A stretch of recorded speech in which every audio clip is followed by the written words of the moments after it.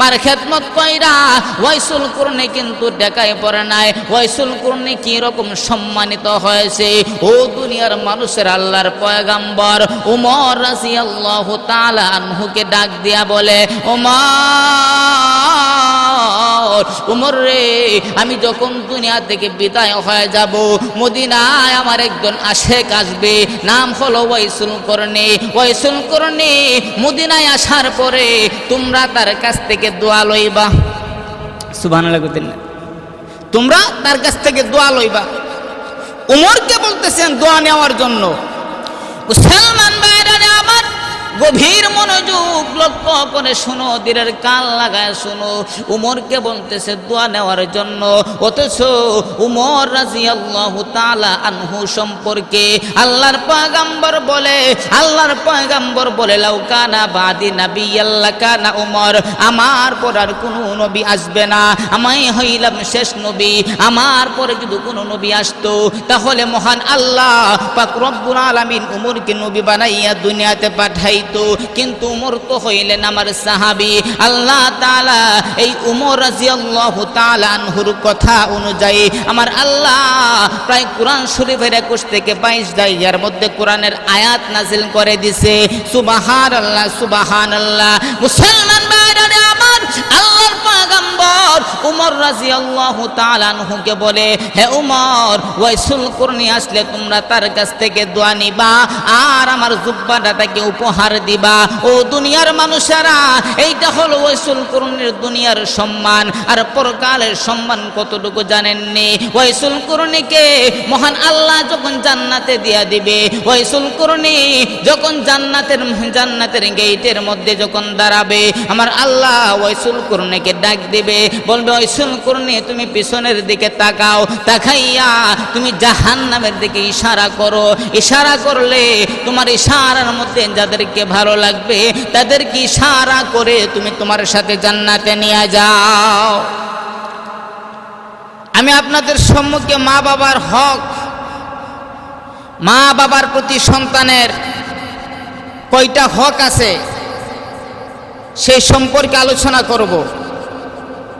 মা বাবার প্রতি সন্তানের 14টা হক আছে। জোরে বলেন, কয়টা হক? 14টা হক। 7টা হক হলো মা বাবা জীবিত থাকা অবস্থায়, আর 7টা হক হলো মা বাবা মৃত্যুবরণ করার পরে। আমরা অনেকেই মা বাবার 7টা হক জীবিত থাকা অবস্থায় কি কি এ সম্পর্কে অনেক হুজুররাই আলোচনা করেন, কিন্তু মা বাবা মৃত্যুবরণ করার পর আরও যে কিছু হক আছে সে সম্পর্কে অনেকেই আলোচনা করে না। এ কারণে আমরা অনেকেই জানি না। আমরা অনেকেই মনে করি যে মা বাবা মারা গেলে তার দায়িত্ব শেষ। মা বাবা মারা গেলে দায়িত্ব শেষ নয়। আপনি যেদিন মারা যাবেন সেদিন মা বাবার দায়িত্ব হক শেষ হবে। আপনি যতদিন বেঁচে থাকবেন ততদিন মা বাবার হক আদায় করে যেতে হবে। মা বাবার হকগুলো আদায় করলে কি ফায়দা? ও বাজান, কি কথা বলবো, মা বাবার সাথে কোনো সময় বেয়াদবি করবেন না। সব সময় চেষ্টা করবেন মা বাবাকে কিভাবে সন্তুষ্ট রাখা যায়, মা বাবার সন্তুষ্টি কিভাবে রাখা যায় সেই চেষ্টা আমাদের করতে হবে। কিভাবে মা বাবার কাছ থেকে দোয়া আনা যায় সেই ফিকির থাকতে হবে। মার খেদমতের কথা মহান আল্লাহর রাসূল সাল্লাল্লাহু আলাইহি ওয়াসাল্লাম 3 বার বলেছে। কয়বার? এখন 3 বার বলেছে। মুফাসসিরিনে কিরাম লেখেন আল্লাহ রাসূল সাল্লাল্লাহু আলাইহি ওয়াসাল্লাম 3 বার কেন বললেন? মুসলমান ভাইরা আমার গভীর মনোযোগ লক্ষ্য করে শোনো, দিলের কান লাগায়া শোনো, মহব্বতের নিয়তে শোনো। ও দুনিয়ার মানুষ মজার নিয়তে না রে ভাই, আমলের নিয়তে শুনো রে বাবা। ও দুনিয়ার মানুষেরা, আল্লাহর পয়গম্বর সাল্লাল্লাহু আলাইহি ওয়াসাল্লামকে সাহাবায়ে কেরাম জিজ্ঞেস করে, ইয়া রাসূলুল্লাহ, ইয়া হাবিবাল্লাহ, নবী গো, আল্লাহর হক আদায় করার পরে কার হক আদায় করব? এবার আল্লাহর পয়গম্বর সাল্লাল্লাহু আলাইহি ওয়াসাল্লাম বলে, তোমার মা। সাহাবায়ে কেরাম জিজ্ঞেস করে, ইয়া রাসূলুল্লাহ, ইয়া হাবিবাল্লাহ, নবী গো, তারপরে কার হক আদায় করব? আল্লাহর পয়গম্বর বলে, তোমার মা। আবার তৃতীয়বার সাহাবায়ে কেরাম জিজ্ঞেস করে, নবী গো, তারপরে কার হক আদায় করব? আল্লাহর পয়গম্বর বলেন, তোমার মার খেদমত করবা। আল্লাহর পয়গম্বরকে আবার চতুর্থবার জিজ্ঞেস করলো, ইয়া রাসূলুল্লাহ, ইয়া হাবিবাল্লাহ, নবী গো, তারপরে কার ইবাদত করব? তারপরে কার হক আদায় করব? আল্লাহর পয়গম্বর বলেন, তোমার বাবা। আল্লাহর পয়গম্বর তিনবার মার খেদমতের কথা বলেছে, তারপরে চতুর্থবার বাবার কথা বলেছে। মুসলমান ভাইরা আমার, গভীর মনোযোগ লক্ষ্য করে শুনো, দিলের কান লাগায় শুনো, মহব্বতের নিয়তে শুনো। ও দুনিয়ার মানুষেরা, আল্লাহর পয়গম্বর কেন মার কথা তিনবার উল্লেখ করেছে? কারণ হলো মুফাসসিরুন কিরাম লিখে, মা মা মা তিনটা কষ্ট আঞ্জাম দেয়, যে তিনটা কষ্ট পৃথিবীর কোনো মানুষ, কোনো বাবা সহযোগিতা করতে পারে না। মুসলমান ভাইরা আমার, এক নাম্বার কষ্ট হলো মা গর্ভে ধারণ করেছে আপনাকে আমাকে 10 মাস 10 দিন। মুসলমান ভাইরা আমার মা 10 মাস 10 দিন আমাকে গর্ভে ধারণ করেছে। ও দুনিয়ার মানুষেরা, মা 4 থেকে 5 মাস হয়ে যাওয়ার পরে সন্তানটা যখন আস্তে আস্তে মার পেটের ভিতরে বড় হয়, মার কষ্ট আস্তে আস্তে বেড়ে যায়, এমন এক পর্যায়ে চলে যায় 8 থেকে 9 মাস হয়ে যাওয়ার পরে মা দুঃখিনী যখন খাইতে বসে গো বাবা, মা দুঃখিনী অর্ধেক খাওয়ার পরে মার পেটের ভিতরে আমরা এমন ভাবে লাথি মারি, মা দুঃখিনী খাবার রাইখা দিয়া দাঁড়ায় যায়। মা দুঃখিনী চোখের পানি টপ টপ করে ফেলতে থাকে। মা দুঃখিনী তার দুঃখগুলি কাহারো কাছে প্রকাশ করে না রে বাবা। মুসলমান ভাইরা আমার, মা দুঃখিনী গভীর রজনীতে যখন ঘুমায়া যায়, আমি আপনি মার পেটের ভিতরে থাইকা এমন ভাবে মার কলিজার মধ্যে আঘাত করে লাথি মারি, মা দুঃখিনী ঘুম থেকে উঠে যায়, লাফ দিয়ে উঠে বসে বসে কান্নাকাটি করে, চোখের পানি ফেলে কান্দে, কিন্তু তার কষ্টের কথা কাহারো কাছে প্রকাশ করে না রে বাবা। মুসলমান ভাইরা আমার, এই হলো একটা কষ্ট। 2 নাম্বার কষ্ট হলো মার যখন প্রসব ব্যথা শুরু হয়ে যায়। ও দুনিয়ার মানুষরা, এরকম প্রসব ব্যথা মা দুঃখিনী তার স্বামীকে ডেকে ডেকে বলে, স্বামী গো, আমার প্রসব ব্যথা শুরু হয়ে গেছে, মনে হয় আর পৃথিবীতে বাঁচব না। ও স্বামী, যদি আমি মারা যাই, আমার সন্তানটাকে আপনি লালন পালন করবেন। এই রকম ভাবে মা দুঃখিনী স্বামীর কাছ থেকে, আত্মীয় স্বজনদের কাছ থেকে বিদায় নিয়ে নেয়। ও দুনিয়ার মানুষেরা, এই হলো 2 নাম্বার কষ্ট। 3 নাম্বার কষ্ট হলো মা দুঃখিনী, 3 নাম্বার কষ্ট হলো সন্তান যখন ভূমিষ্ঠ হয়ে যায়। মা দুঃখিনী 2 থেকে 2.5 বছর পর্যন্ত দুগ্ধ পান করায়। দুগ্ধ পান করাইতে গিয়া কত কষ্ট করতে হয়। মাঘ মাসের শীতের রাত্রে যখন সন্তান যখন প্রস্রাব করে দেয়, সন্তান যখন প্রস্রাব করে বিছানা নষ্ট করে ফেলে, মা দুঃখিনী গভীর রজনীতে ঘুম থেকে উঠার পরে মা দুঃখিনী ঘুম থেকে ওইটা বিছানাটাকে পরিষ্কার করে না, মা আবার নতুন একটা বিছানা বিছায় দেয়। ও দুনিয়ার মানুষেরা, এত কষ্ট করে আমার মা, আপনার মা এত কষ্ট করে আমাদেরকে লালন পালন করেছে। এই জন্য মা 3টা কষ্ট আমাদের জন্য করেছে, যা পৃথিবীর কোনো বাবা করতে পারে না। মুসলমান ভাইরা আমার, এই জন্য মার কথা আল্লাহর পয়গম্বর 3বার বলেছে। ও দুনিয়ার মানুষেরা, মার যদি তুমি খেদমত করো, মার খেদমত করলে কিন্তু লস নাই। ও দুনিয়ার মানুষেরা, আল্লাহর পয়গম্বর সাল্লাল্লাহু আলাইহি ওয়াসাল্লাম বলেন, যারা মা বাবার খেদমত করবে, যারা মা বাবাকে সন্তুষ্ট রাখবে, আমার আল্লাহ তাকে 4টা পুরস্কার দান করবে। জোরে বলেন, কয়টা পুরস্কার? 4টা পুরস্কার আমার আল্লাহ তাকে দান করবে। মুসলমান ভাইরা আমার, 1 নাম্বার পুরস্কার হলো আমার আল্লাহ পাক রব্বুল আলামিন তার দুনিয়াতে রিজিকের ব্যবস্থা করে দিবে।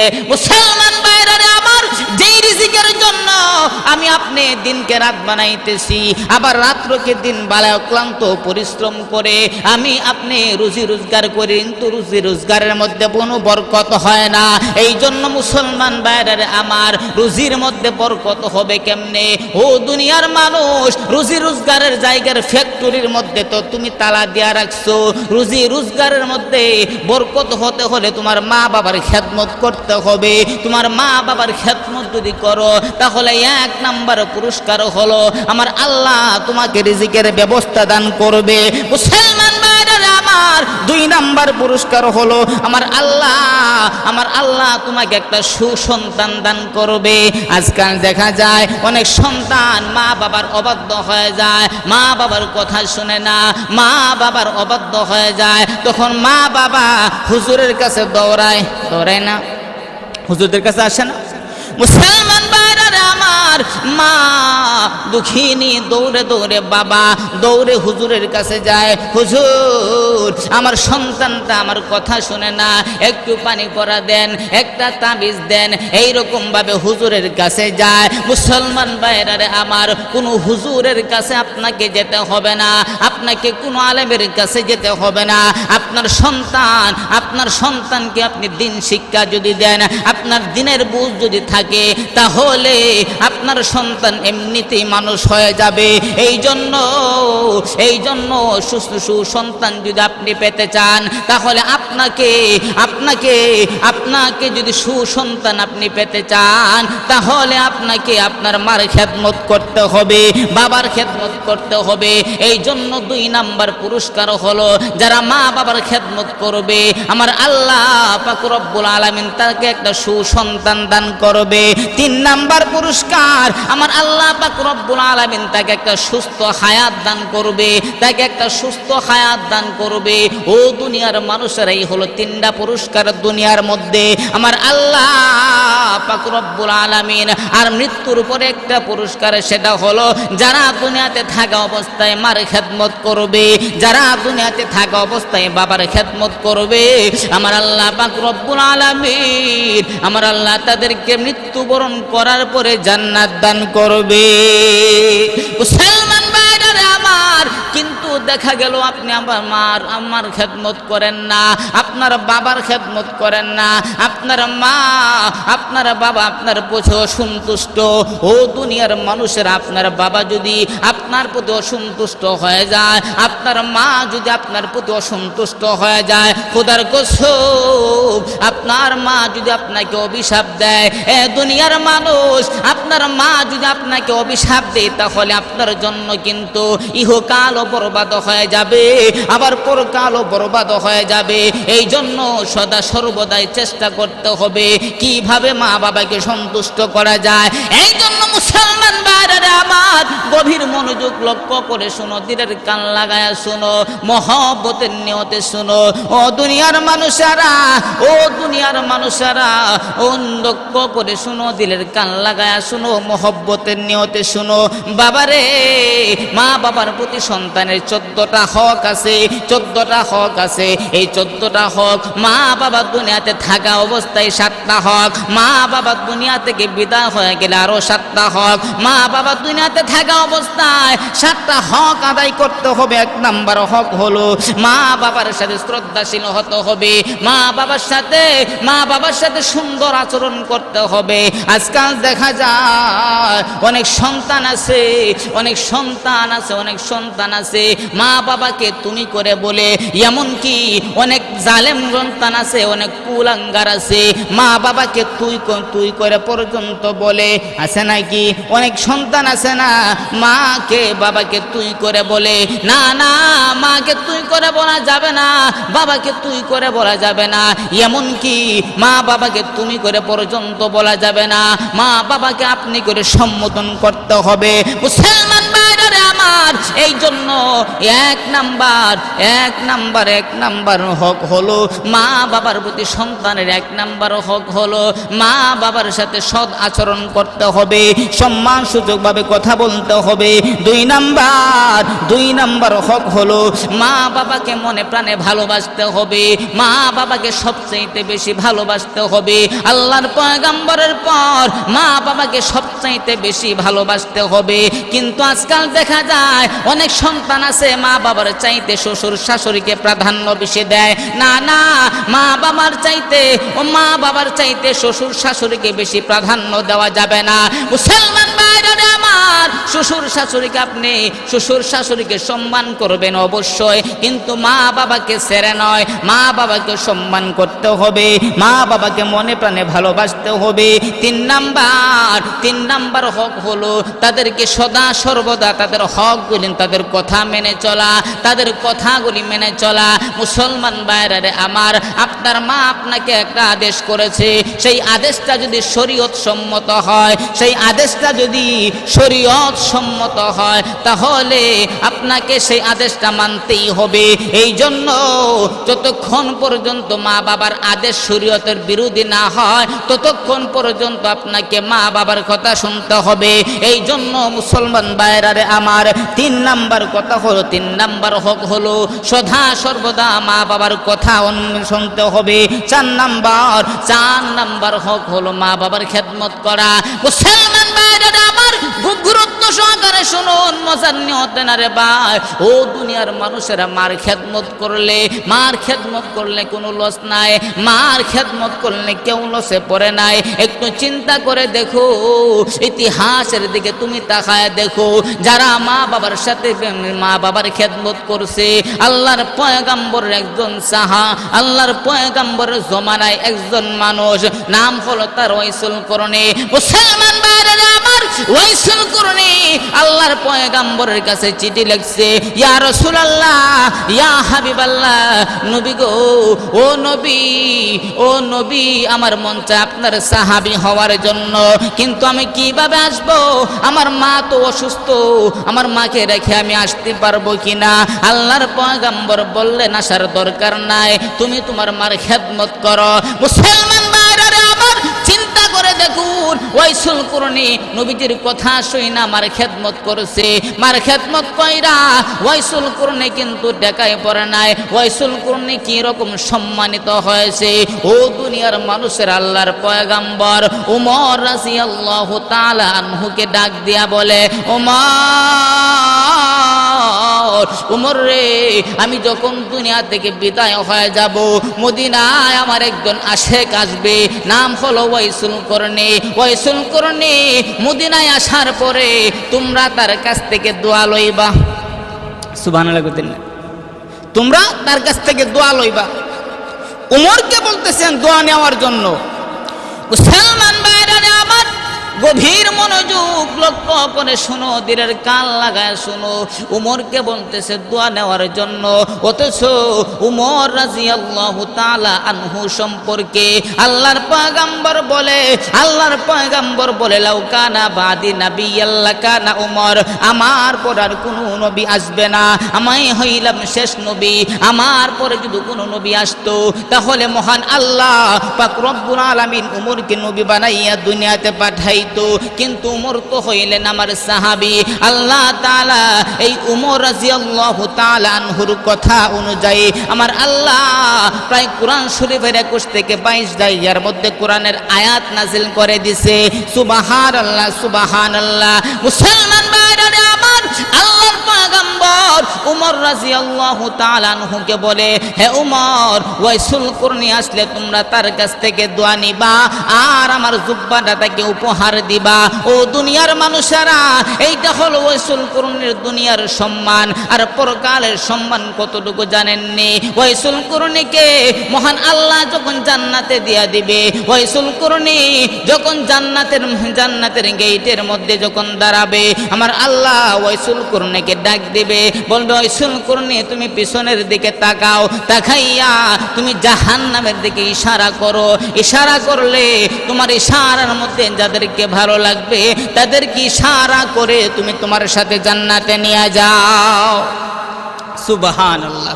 মুসলমান ভাইরা আমার, এই হলো ওয়াইসুল কুরনির কত সম্মান, কত ইজ্জত মার খেদমত করার কারণে। এই জন্য মার খেদমত করবেন, আল্লাহ তাআলা আপনার রিজিকের মধ্যে বরকত দান করবে। কেমন বরকত? আল্লাহর পয়গম্বর সাল্লাল্লাহু আলাইহি ওয়াসাল্লাম বলেন, আল্লাহর পয়গম্বর সাল্লাল্লাহু আলাইহি ওয়াসাল্লাম বলেন, বনি ইসরাইলের নবী, জলিল কদর নবী হযরত মুসা আলাইহিস সালাতু ওয়াস সালাম আল্লাহ তাআলার কাছে দোয়া করে, প্রভু গো, ও প্রভু, জান্নাতের ভিতরে আমি কি একা থাকবো নাকি আমার কোনো বন্ধু থাকবে? আল্লাহ তাআলা ডাক দেয়া জানায় দিল, আরে মুসা, ও মুসা, অবশ্যই তোমার জান্নাতের ভিতরে তোমার বন্ধু থাকবে। তখন মুসা আলাইহিস সালাতু ওয়াস সালাম জিজ্ঞেস করে, প্রভু গো, সেই বন্ধু কি দুনিয়াতে এখনো আছে নাকি? আল্লাহ তাআলা ডাক দিয়া বলে, হ্যাঁ মুসা, অমুক জায়গার মধ্যে তুমি যা, অমুক জায়গার মধ্যে আছে।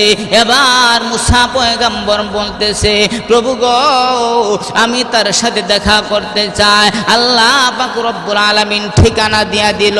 ওই ঠিকানা অনুযায়ী মুসা পয়গম্বর যখন ওই যুবকের সাথে দেখা করতে গেল, গিয়ে দেখে একটা বাজারের মধ্যে ছোট্ট একটা দোকান দিয়া বসে আছে।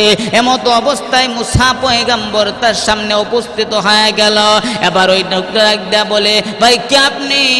মুসা পয়গম্বর বলেন, আমি একজন মুসাফির। মুসলমান ভাইরা আমার, এবার ওই যুবক ডাক দেয়া বলে, আপনি কোথায় আসছেন, কার কাছে যাবেন? এবার বলতেছে, আমি এমনিতে আসলাম, কিন্তু আমার যাওয়ার কোথাও জায়গা নাই। ও ভাই, আমি কি আপনার মেহমান হতে পারি? এবার যুবক ডাক দেয়া বলে, হ্যাঁ, আপনি অবশ্যই আমার মেহমান হতে পারেন। এবার ডাক দিয়া বলে, এবার ওই যুবক যখন দোকানের শাটারটা ফেলে দিয়া এবার মুসা পয়গম্বরকে নিয়ে হাঁটতে শুরু করলো বাড়ির দিকে। অর্ধেক রাস্তায় যাওয়ার পরে রাস্তা দিয়া ওই মুসা পয়গম্বর এবং যুবক যখন রাস্তা দিয়া হাঁটার সময় ওই যুবক যখন সালাম দেয়, এইগুলি সবগুলি মুসা পয়গম্বর ফলো করার পর বাড়িতে যাওয়ার পরে মুসা পয়গম্বর দেখতেছে, আরে যুবক, এই যুবক দেখতেছে তার স্ত্রীকে বলতেছে, স্ত্রী গো, ও স্ত্রী, ও বিবি, তুমি আমাকে গরম পানি করে দাও, মাকে গোসল করাতে হবে। স্ত্রী গরম পানি করে দিল। এবার মুসা পয়গম্বর সবগুলি লক্ষ্য করতেছে, ওই যুবক গরম পানি নিয়া মার ঘরের ভিতরে প্রবেশ করলো, মাকে গোসল করাইলো। মাকে গোসল করানোর পরে এবার মা দুঃখিনীকে যখন খাওয়াইয়া দেয়, একজন বাচ্চাদেরকে যেমন ভাবে লুকমা তুলে খাওয়ায়, এমন ভাবে তার মাকে যখন খাওয়ায় দেয়, মুসা পয়গম্বর সবগুলি দেখতেছে। খাওয়ানোর পরে ওই যুবকের মা ডাক দেয়া বলে, বাবা রে, ও বাবা, তুই আমাকে একটু কেবলার দিকে করে দে, আমি একটু তোর জন্য দোয়া করি। এবার মা দুঃখিনীকে যখন গোড়াইয়া কেবলার দিকে করে দেওয়া হলো, মা দুঃখিনী মুসা পয়গম্বর দেখতেছে ওই যুবকের জন্য দোয়া করতেছে, প্রভু গো, আমার সন্তানকে আপনি দুনিয়ার মধ্যে বরকত দান করেন, রুজির মধ্যে বরকত দান করেন, যাতে করে আমার সন্তান কাহারও কাছে কোনো হাত পাততে না হয়। আর একটা হলো, ও প্রভু, মৃত্যুবরণ করার পরে জান্নাতের মধ্যে এই যুগের পয়গম্বর মুসা আলাইহিস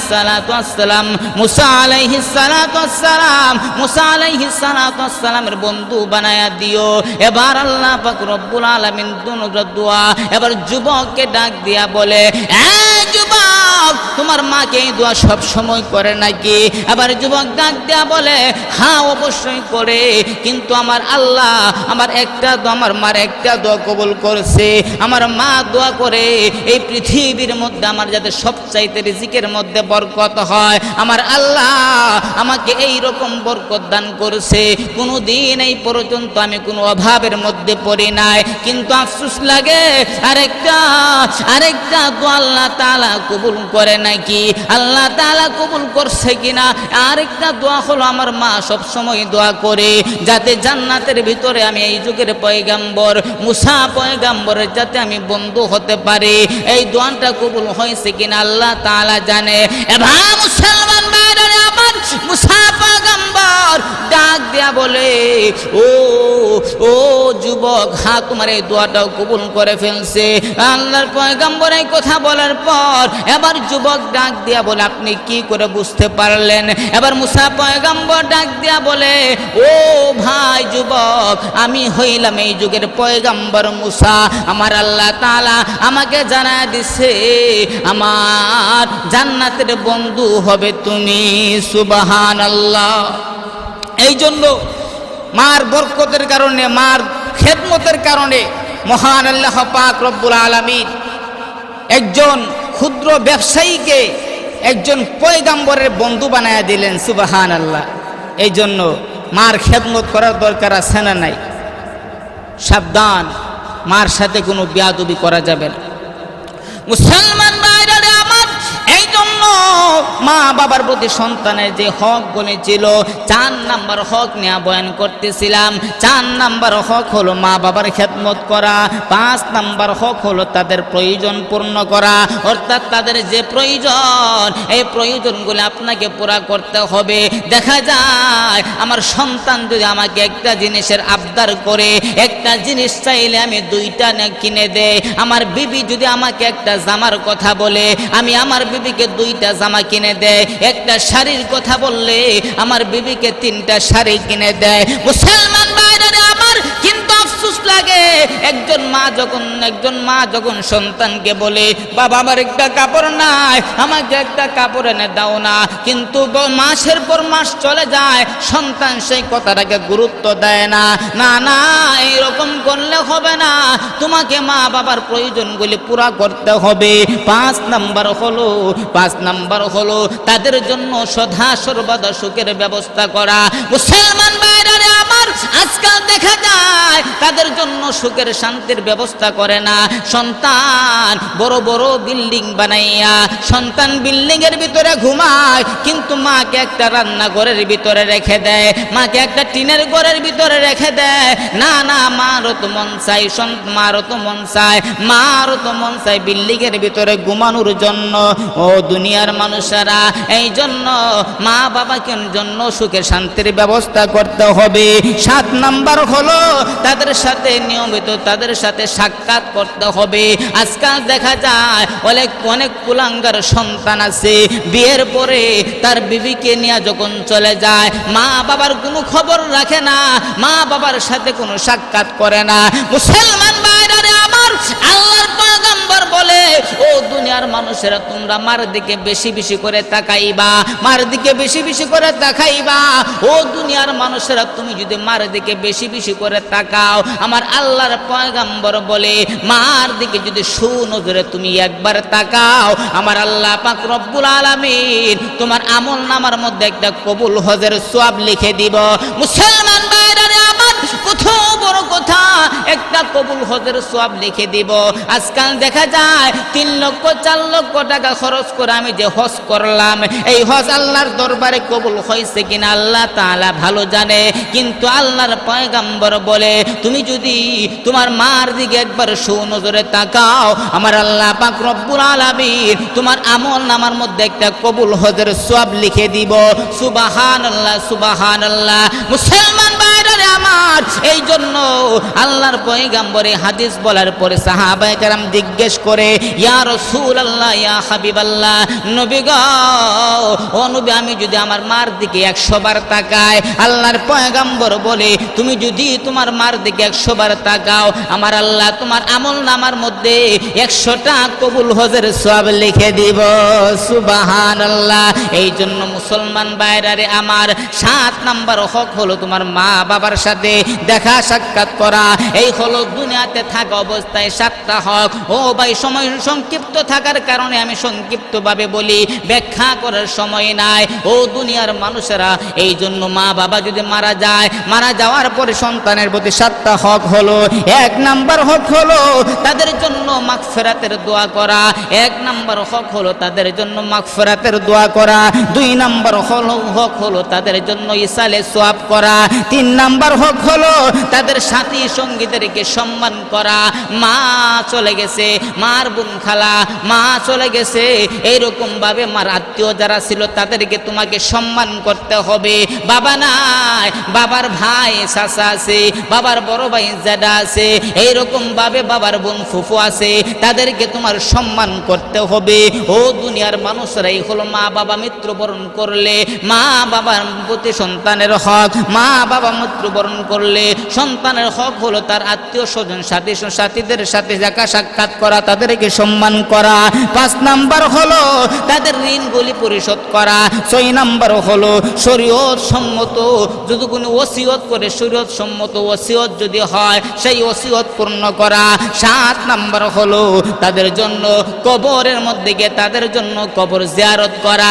মুসলমান ভাইরা আমার, আল্লাহর পয়গম্বর সাল্লাল্লাহু আলাইহি ওয়াসাল্লাম বলেন, কোন সন্তান যদি তার মার কবরের পাশে দাঁড়াইয়া সূরাতুল ইখলাস 3 বার তেলাওয়াত করে, আল্লাহর কাছে দোয়া করে, মহান আল্লাহ পাক রব্বুল আলামিন তার মার কবরের আযাব বন্ধ করে দিবে। কিন্তু আজকাল দেখা যায় অনেক কুলাঙ্গার সন্তান আছে, মা বাবার কথা, মা বাবার কবরের মধ্যে জিয়ারত করবে দূরের কথা, বছরের পর বছর পর্যন্ত চলে যায়, কিন্তু মা বাবার কবরের পাশে পর্যন্ত যায় না। এই জন্য মুসলমান ভাইরা আমার, যে 14টা হকের কথা বললাম, এই 14টা হক আমাকে আপনাকে পরিপূর্ণভাবে আদায় করতে হবে। একটা হক ছেড়ে দিলেও হবে না। যদি ছেড়ে দেন, আপনার মা আপনার প্রতি কষ্ট পেয়ে যাবে। এই জন্য মুসলমান ভাইরা আমার 14টা হক আদায় করতে হবে। মুসলমান ভাইরা আমার মা যদি আমার প্রতি অসন্তুষ্ট হয়ে যায়, এই অসন্তুষ্ট অবস্থায় যদি আমি আপনি মৃত্যুবরণ করে, ক্ষুধার কসম মৃত্যুর সময় আমার আপনার জবান দেয়া কালিমা নসিব হবে না, কালিমা নসিব হবে না। আল্লাহর পয়গম্বরের একজন সাহাবী হযরত আলকামা রাদিয়াল্লাহু তাআলা আনহু, আল্লাহর পয়গম্বরের একজন সাহাবী, তার যখন সাকরাত শুরু হয়ে গেল, আল্লাহর পয়গম্বর সাল্লাল্লাহু আলাইহি ওয়াসাল্লাম, আল্লাহর পয়গম্বরের সাহাবীর সাকরাত শুরু হয়ে গেছে। এই দিক দিয়া আলকামার স্ত্রী তাকে যখন কালিমার তালকিন দেয়, কালিমা পড়তে পারে না, জিহ্বাটা নিচের দিকে লেগে গেছে, কালিমা পড়তে পারে না। এবার তার স্ত্রী দৌড় আল্লাহর পয়গম্বরের কাছে আসলো, ইয়া রাসূলুল্লাহ, ইয়া হাবিবাল্লাহ, নবী গো, আমার স্বামীর সাকরাত শুরু হয়ে গেছে, আমার স্বামীর সাকরাত শুরু হয়ে গেছে, আমার স্বামীকে আমি কালিমা পড়াইতে পারতেছি না, আপনি একটু ব্যবস্থা করে দেন না। আল্লাহর পয়গম্বর বেলাল রাদিয়াল্লাহু তাআলা আনহুকে ডাক দিয়া বলে, বেলাল যাও, ও বেলাল যাও, তুমি যাও, কালকে আমাকে গিয়া কালিমার তালকিন দাও। এবার বেলাল রাদিয়াল্লাহু তাআলা আনহু আরো কয়েকজনকে নিয়া যখন আলকামার বাড়ির মধ্যে গেল, আলকামাকে কালিমা পড়াই, কিন্তু আলকামা কালিমা পড়তে পারে না। বেলাল রাদিয়াল্লাহু তাআলা আনহু দৌড়ে আসলেন, আয়েশা বলে, ইয়া রাসূলুল্লাহ, আলকামাকে তো চেষ্টা করলাম কিন্তু কালিমা পড়াইতে পারলাম না। এবার ডাক দিয়া বলে, তুমি একটু চেষ্টা করে দেখো তার কোনো আত্মীয় স্বজন এখনো জীবিত আছে কিনা। বেলাল রাদিয়াল্লাহু তাআলা আনহু দেখে আলকামার মা এখনো জীবিত আছে। এবার আল্লাহর পয়গম্বর বলেন, ও বেলাল, যাও তো আলকামার মাকে বলো, আলকামার মা কি আমার কাছে আসবে নাকি আমি আলকামার মার কাছে যাব। মুসলমান ভাইরা আমার, আলকামার মা আল্লাহর পয়গম্বরের কাছে যখন আসলো, আল্লাহর পয়গম্বরকে ডাক দিয়া বলে, ইয়া রাসূলুল্লাহ, আপনি কেন আমাকে ডাকলেন? আল্লাহর পয়গম্বর বলেন, মা, আপনার সন্তান আলকামা কি রকম ছিল? এবার আলকামার মা ডাক দিয়া বলে, আমার সন্তান খুবই ভালো মানুষ ছিল। আল্লাহর পয়গম্বর বলে, ও মা, আপনি কি আপনার সন্তানের প্রতি সন্তুষ্ট নাকি? আল্লাহর পয়গম্বর এই কথা বলার পরে রে বাবা, মা দুঃখিনী আলকামার মা চোখের পানি টেপ টেপ করে ফেলতে শুরু করলো। মুসলমান ভাইরা রে, আবার আলকামার মা যখন চোখের পানি ফেলে ফেলে কান্দে, আল্লাহর পয়গম্বর বলেন, মা গো, আপনি কান্দেন কেন? এবার মা ডাক দেয়া বলে, নবী গো, ও নবী, আমার সন্তান ভালো ছিল ঠিকই, কিন্তু বউর কথা শুই না। আমার সন্তান আমার উপরে অত্যাচার করে, আমাকে মারধর করে। আমার সন্তান আমাকে এইরকম ভাবে অত্যাচার করে, তার লাঠির আঘাত আমার শরীরের মধ্যে এখনো পর্যন্ত আছে গো নবী। এবার ডাক দেয়া বলে, ও মা, আপনি কি আপনার সন্তানকে ক্ষমা করেছেন নাকি? এই জন্য ক্ষমা করেছেন নাকি? এবার মা দুঃখিনী ডাক দেয়া বলে, ইয়া রাসূলুল্লাহ, ইয়া হাবিবাল্লাহ, নবী গো, না না, আমি আমার সন্তানকে কোনোদিন মাফ করতে পারবো না। এবার আল্লাহর পয়গম্বর বলেন, বেলাল, যাও লাকড়ি জমাও, লাকড়ি জমাইয়া এই লাকড়ির মধ্যে তুমি আগুন জ্বালাইয়া দাও, আগুন জ্বালাইয়া আলকামাকে এটার মধ্যে নিক্ষেপ করো।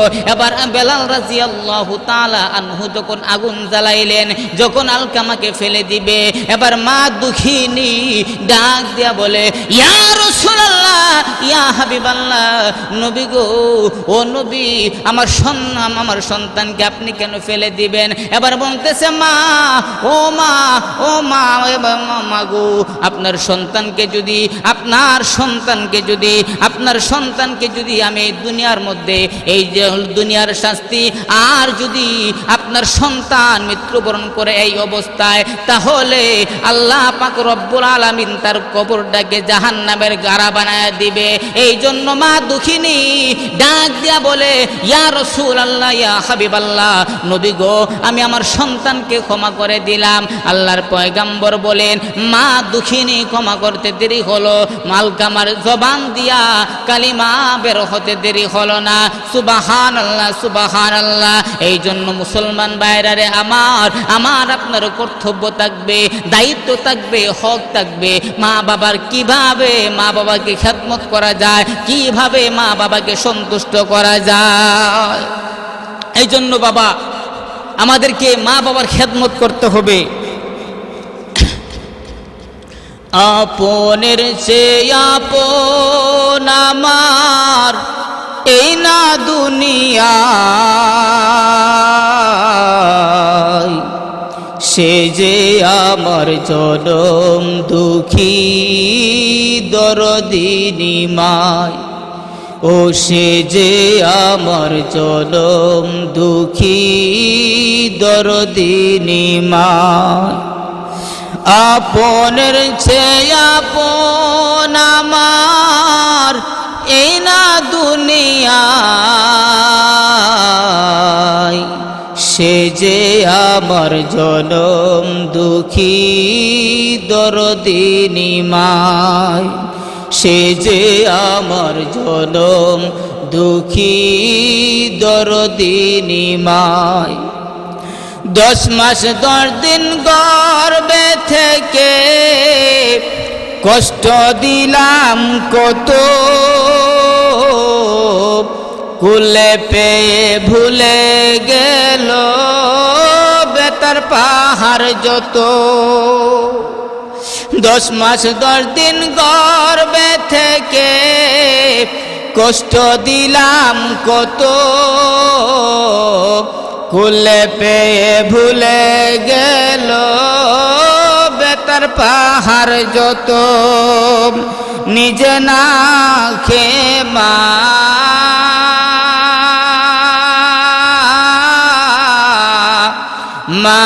গো, জনম দুঃখী মা, নিজে না খেয়ে মা সন্তানকে খাওয়ায়। সে যে আমার জনম দুঃখী দরদি নিমাই, ও সে যে আমার জনম দুঃখী দরদি নিমাই।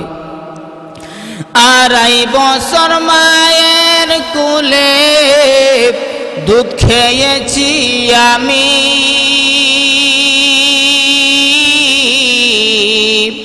তার 1 ফোঁটা ওই দুধের দাম যে সকলের সে দামি।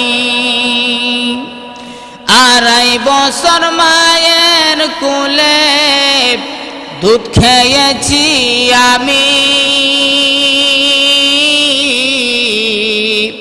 তার 1 ফোঁটা ওই দুধের দাম যে সকলের সে দামি। নিজের জীবন বাঁধি রেখে মা,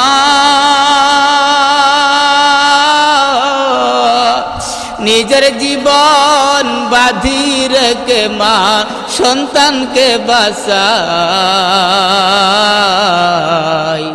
সে যে আমার জনম দুঃখী দরদি নিমাই, ও সে যে আমার জনম দুঃখী দরদি নিমাই। 17,000 ধনমানিক রতন ছিল আমার মা,